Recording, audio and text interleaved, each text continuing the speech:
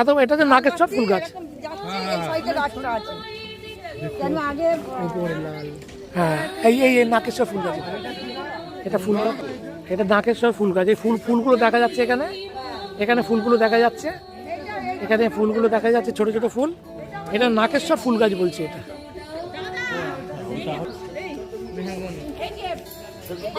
এটা কি এটা কি এটা কি মেহগনি গাছ তো মোটামুটি সব জায়গায় দেখা গেছে, কিন্তু এটা ছোট ছোট পাতা। ও পাতা আলাদা, আচ্ছা আচ্ছা আচ্ছা আচ্ছা আচ্ছা আচ্ছা, এটা একটা ছোট আলাদা পাতা।